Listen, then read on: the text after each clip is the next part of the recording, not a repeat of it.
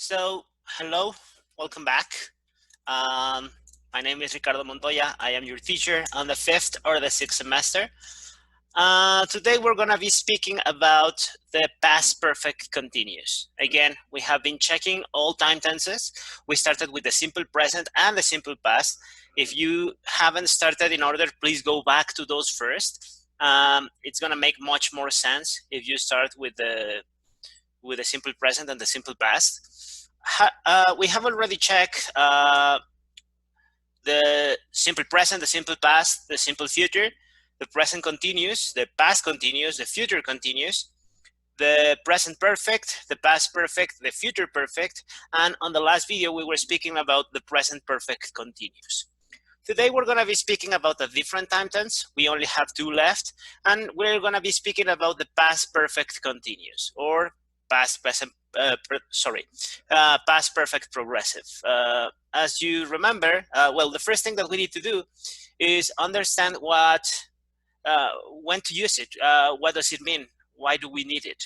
Okay, so when do we use the past perfect progressive or the past perfect continuous?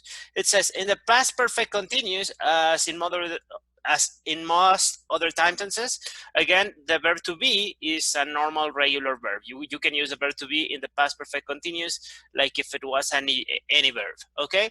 To use it, we only have to place it in after the auxiliary and blah, blah, blah. Okay, so the important thing is, when do we use it? When do we use the past perfect continuous? It was here, sorry. I think I was on the second slide. So the past perfect continuous or progressive is used to speak about routines that we started at some point in the past, but that we stopped doing at some point in the past again.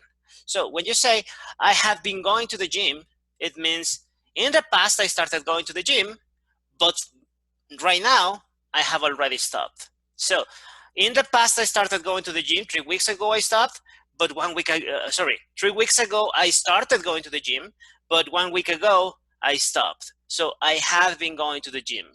So that means it was something like a routine that I used to have. I don't have this routine anymore. I changed it, but before it was normal. It was what I was doing. Okay. In the past, I was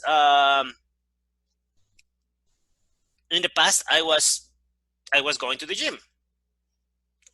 Okay, and now I don't go to the gym anymore. I had been going to the gym. This is a routine that I used to have. She hadn't been watching TV. No, that means that she hadn't been watching. It means that she hadn't started that routine, but now she has. It would be the opposite. If it is negative, it means that you do this now. I hadn't been paying attention. It means now I am paying attention. In the past, I hadn't been doing that. Now I am doing so. Okay, so we're going to be checking the auxiliary for the past perfect continuous. As you remember, the auxiliary for the present perfect continuous, I think you're familiar with it. We were speaking about it. It was have been.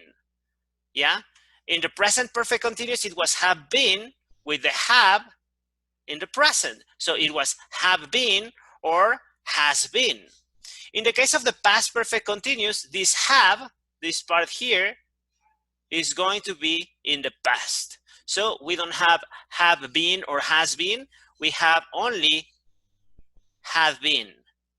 Okay, it's always had been, the first, the second, and the third person of the singular. Also the first, the second, and the third person of, sorry, I think in this case it was also been, sorry, let me just do something. Let me correct this. Let me correct this because this is important. Okay, had been. Sorry. Okay. So again, this is it. For every person, the auxiliary is always have been. Again, remember that the auxiliary is pretty much in two parts. We have two parts. We have had and been. We have had and been, had and been, had and been, had and been, and had and been. So it is pretty much the same thing. Now the thing is, the problem is, well, it's not really a problem, but another thing that you need to know is that we have this contraction. I've been, you've been, he'd been, she'd been, it's been, we've been, you've been, they've been. Okay, this is pretty much the way that we have to do it. And then we have also the verb. How do you write the verb? The verb is always in the gerund. What is the gerund? The ing. The present perfect continuous uses the verb in the gerund. The past perfect continuous uses the verb in the gerund. The only difference is the auxiliary. The auxiliary of the present perfect continuous was have been or has been because it was in present. Now, in the past perfect continuous, the auxiliary is going to be have been. Okay, that's pretty much it. So again, as you remember, we have a structure for affirmative statements. Yeah, we have a structure for affirmative statements. We also have a structure for negative statements. Oh, sorry, this is not the structure. The structure is here. For negative statements, and we have a structure for questions. Yeah, we have 3 different variations of the same structure. So again, affirmative statements, negative statements, and questions. Yeah, subject, auxiliary, verb, and complement. Subject, auxiliary with negative. This is the only difference here. Verb and complement. Auxiliary, subject, verb, and complement. We switch positions between the auxiliary and the subject. They switch positions. That's the difference. And this is a question. Okay. So as you remember, well, this is not the first time that we have this problem. The problem that we have is that, well, we have the subject. Yeah, this is the subject. This is perfect. I, you, he, she, Maria, Juan, whoever is doing the action. If you are going to use a pronoun, use a personal pronoun. Okay, I, you, he, she, it, we, you, and they. If you don't remember personal pronouns, check the video on personal pronouns. That's something that we were also doing before we started speaking about time tenses.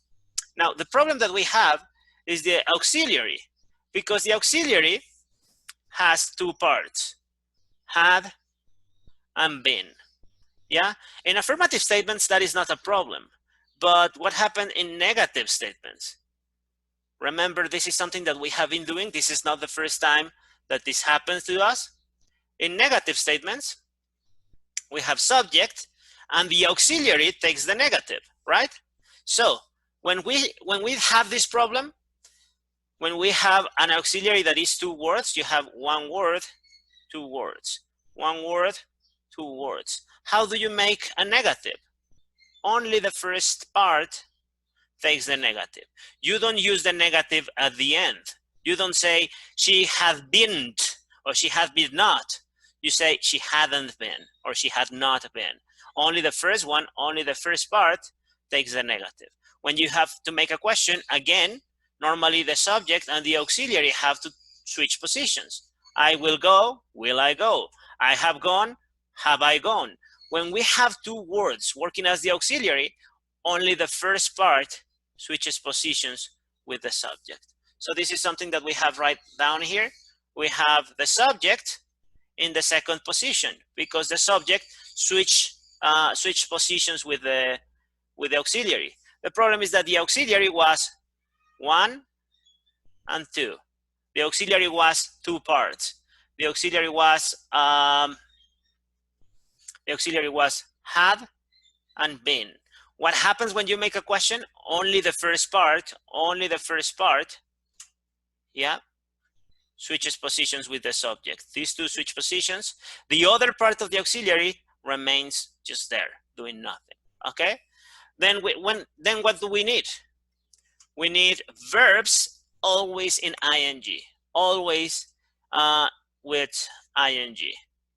Going, watching, and reading. And then finally, the final thing that we need will be the complement. To the gym, TV, this is an object, this is the complement, the same book. This is again an object, is type of complement. Okay, so in affirmative statement, I have been going to the gym and I stopped 2 months ago. I mean, I have been going to the gym, it means 1 year ago I started going to the gym, and 2 months ago I stopped going to the gym. So I used to be going to the gym. Me going to the gym is kind of like a routine that I had in the past. I don't do this anymore, but in the past I started, and in the past I stopped, right? When you make it negative, it says she hadn't been watching TV. Again, the first part of the auxiliary has 2 parts. Only the first part switches positions with, only the first part takes the negative. Takes the negative. So it says she hadn't been watching TV. Now she's doing it. She hadn't been watching, it would be the opposite. Like, this is something that she hadn't been doing. In the past, this wasn't a routine that she had. But now, in the past, she started and now she does it. She hadn't been watching TV means now she watches TV. Okay, now this is a routine that she has.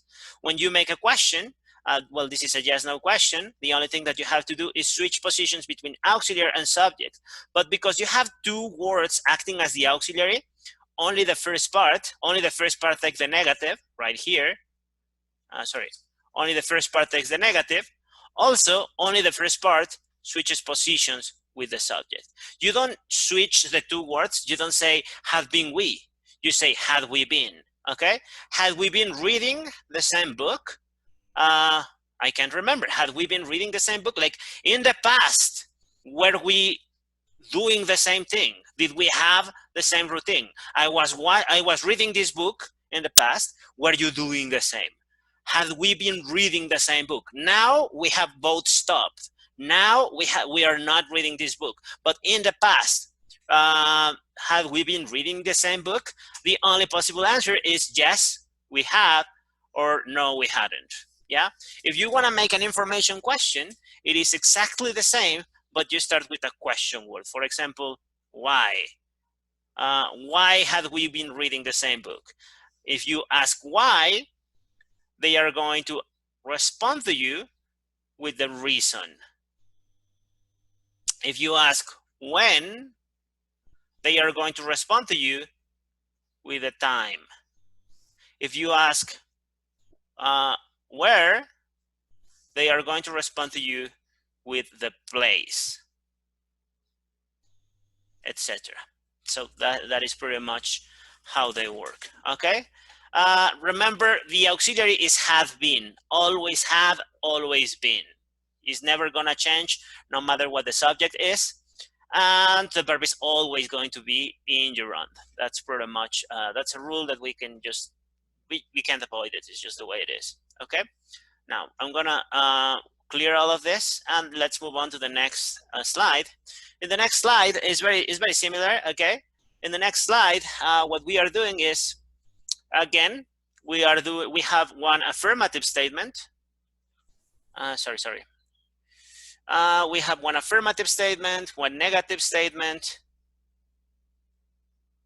Yep. And one question. Affirmative statement, negative statement, and a question. That's pretty much it. Okay. So in this case, the only difference that we are making is that we are using the verb to be. So the verb in this case is always going to be the verb to be. To be. To be.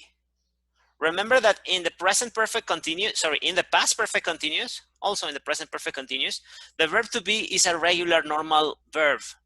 I have been watching, I have been eating, I have been thinking, I have been working, I have been reading, I have been sleeping, I have been whatever, I have been being.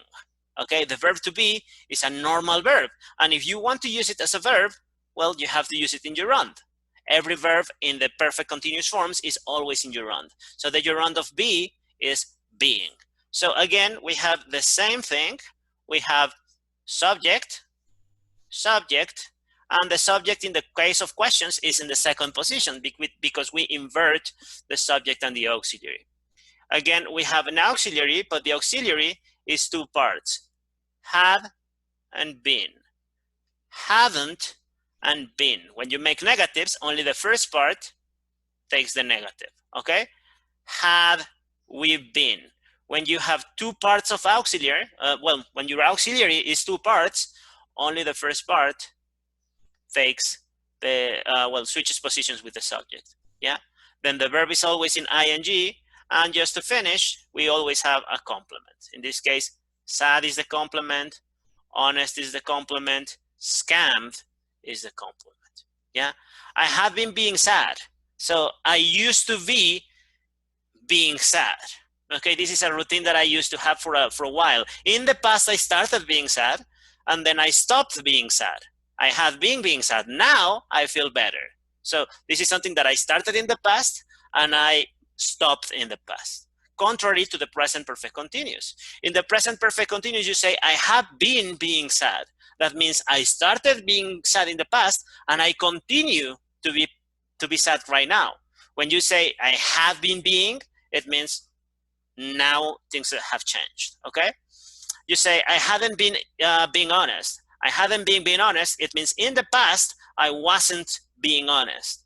Now, I am telling the truth, okay? When you're making negative, it is the opposite. When you're making negative, it means this is something that you used to be doing or something that you used to do, but now you stop. When you make a question, for example, this, have we been being scammed? Scammed means when somebody cheats on you, when somebody tricks you, when somebody deceives you. I don't know if you understand any of those words. Is when someone is not honest with you. If somebody is not honest with you, if somebody is like stealing money from you or taking advantage of you or manipulating you, they are scamming you. A scam is like a fraud, yeah? So to scam is to commit fraud. So had we been being scammed? So was this happening to us? Were people scamming us? Were people taking advantage of us in the past? Like in the past, they were taking advantage of us. Has that stopped? Or was that happening? I think they stole from us. I think they stole from us. I think in the past, they have been scamming us. Yeah, we have been being scammed. We have had we been being scammed? Okay, that's pretty much it. Okay, yeah. Just to finish, let's repeat the same information, but in Spanish again, just to make sure everybody understands and everything makes sense. Estábamos hablando del pasado perfecto continuo. Es el 11º tiempo del que hablamos. Ya hablamos de todos los tiempos simples, de todos los tiempos continuos, de todos los tiempos perfectos y del pasado y del presente continuo. Perfecto continuo, perdón. Este es el pasado perfecto continuo, es el penúltimo tiempo que vamos a checar. Y como les dije, bueno, muy sencillo, ¿para qué sirve? Sirve para hablar de acciones que empezaron en el pasado, pero también ya se acabaron en el pasado. Yo había estado yendo al gimnasio. Hace un año empecé a ir al gimnasio, hace un mes dejé de ir al gimnasio, yo había estado yendo al gimnasio. Por ejemplo, ahora con esta cuestión del ¿cómo se llama? De la cuarentena y todo eso, pues bueno, ustedes habían estado haciendo cosas y ahora tuvieron que parar. Había estado levantándome temprano y últimamente pues ya no me estoy levantando temprano, ¿ok? Ahora, ¿cuál es el auxiliar del pasado perfecto continuo? El auxiliar del pasado, el auxiliar del presente perfecto continuo es have been o has been para la tercera persona. El auxiliar del pasado perfecto continuo es el mismo have been, pero ahora en pasado. El pasado de have been es have been. Lo bueno de este auxiliar es que es el mismo para todas las personas. I, you, he, she, it, we, you, they, siempre es have been. Y el verbo siempre va en gerundio. El verbo, el azul, el que está en la tercera posición, siempre va a ir con ing. Ese es el gerundio, siempre, no importa cuál sea el verbo. ¿sí? El problema que tenemos es, bueno, ya lo habíamos tenido con el futuro perfecto y con el futuro continuo, que nuestro auxiliar son dos partes, son dos palabras. ¿Qué pasa cuando nuestro auxiliar son dos palabras? Pues bueno, normalmente el auxiliar se lleva el negativo, pero cuando nuestro auxiliar son dos palabras, solo la primera palabra es la que se lleva el negativo. Dices, I haven't been. No pones el not al final, lo pones después de la primera parte del auxiliar, ¿sí? Lo mismo que en el futuro continuo y lo mismo que en el futuro perfecto, ¿sí? Lo mismo va a pasar cuando estamos haciendo preguntas. Para hacer preguntas, lo único que tenemos que hacer con la oración es cambiar el sujeto y el auxiliar, cambian de lugar. El problema es que ahora nuestro auxiliar está hecho de dos palabras. Cuando nuestro auxiliar está hecho de dos palabras, no cambiamos las dos palabras antes del auxiliar. Solo la primera parte del auxiliar cambia su posición con el sujeto. Entonces no decimos had been we, decimos had we been. ¿Sí? Otra vez, solo la primera parte de la oración, del auxiliar es el que cambia lugar con el sujeto. Ahora, el verbo to be es un verbo común y corriente. El verbo to be en pasado participio es parte del auxiliar, pero esto no va a cambiar, no importa, no importa cuál sea, es parte del auxiliar. También lo podemos usar como verbo, ¿sí? Acuérdense, de los 11 tiempos que hemos visto hasta ahorita, solo el presente simple y el pasado simple tienen reglas específicas y diferentes para el verbo to be. Todos los demás, el verbo to be es un verbo del montón, como cualquier otro, incluido en este caso. Entonces, bueno, si tienen alguna pregunta, alguna duda, por favor, apúntenla en su libreta. Podemos checar ejemplos y cosas específicas cuando tengamos las clases presenciales, bueno, no presenciales, pero en Zoom, donde podamos ser más interactivos. Por lo pronto, también les voy a estar asignando tareas que tienen que ver con esto. Chequen en la plataforma. Y bueno, eso sería todo. ¿Alguna otra pregunta, alguna otra cosa? Pues siempre me pueden mensajear directamente o a través de los comentarios de YouTube o a través, bueno, como ustedes vean, voy a tratar de explicarles lo mejor posible. ¿Ok? Entonces, bueno, eso sería todo. Nos queda nada más un tiempo. Nos falta el futuro perfecto continuo. Si quieren continuar con eso, vayan al siguiente video. Si quieren darse un descanso, practicarlo un poquito, esperar un poquito, también está bien. Creo que se lo merece. ¿Ok? Entonces, bueno, cuídense mucho y nos vemos en la próxima. ¿Ok?